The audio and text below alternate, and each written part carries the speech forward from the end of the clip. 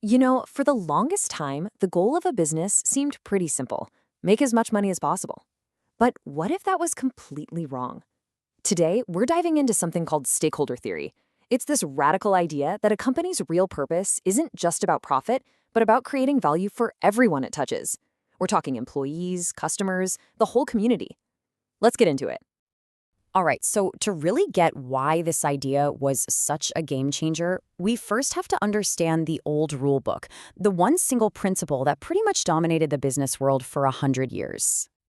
So ask yourself this: what is a company's main goal?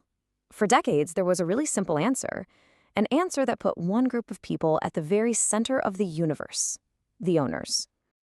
Yeah, the old way, the classic model, was all about one thing: maximizing wealth for the shareholders. End of story. But then this new idea started to gain traction. What if a company's real job was to create value not just for its owners, but for everyone in its orbit? This is that fundamental shift right there, from shareholder to stakeholder. So how did this cool new idea actually become a formal theory? Well, that brings us to a philosopher who came along and gave it a name and a real framework.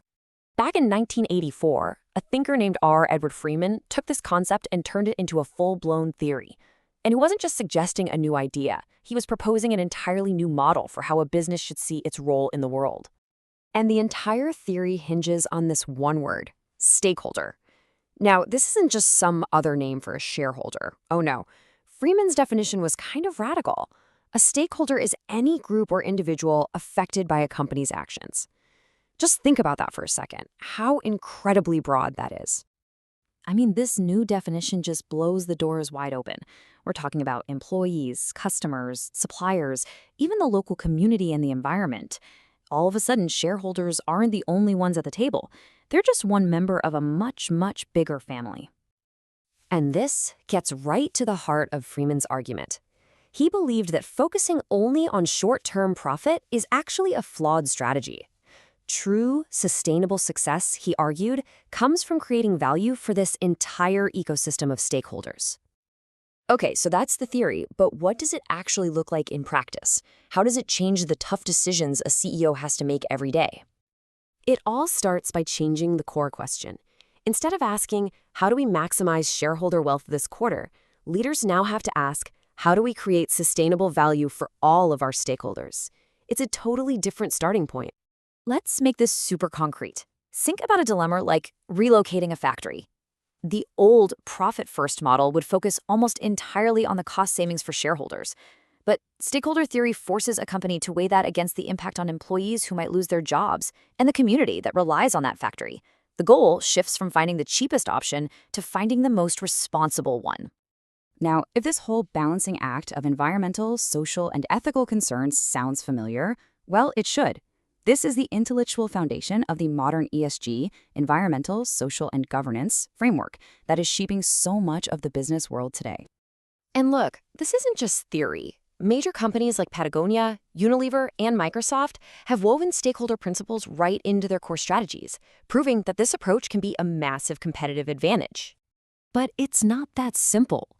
Trying to serve so many different groups at once creates some very real challenges and, not surprisingly, has drawn some pretty significant criticism.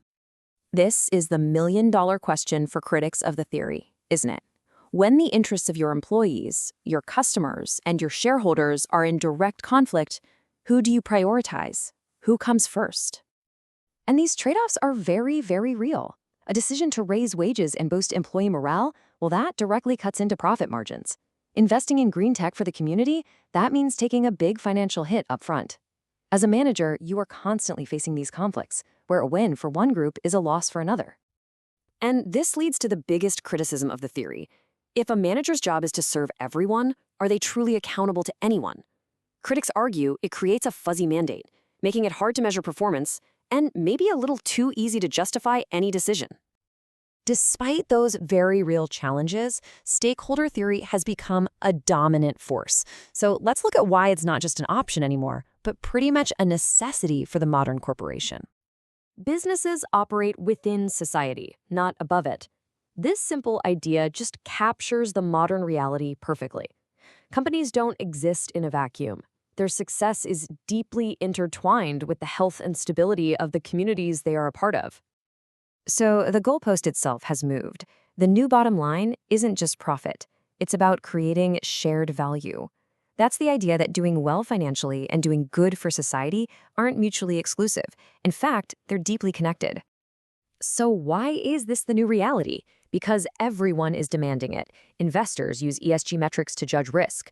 Regulators are requiring more transparency. And crucially, customers and top talent are voting with their wallets and their careers. They're choosing to support companies whose values align with their own.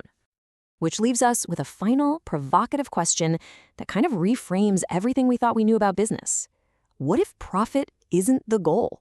What if it's just the byproduct, the natural result of a company that succeeds at creating genuine value for everyone? That's the powerful idea at the heart with stakeholder theory.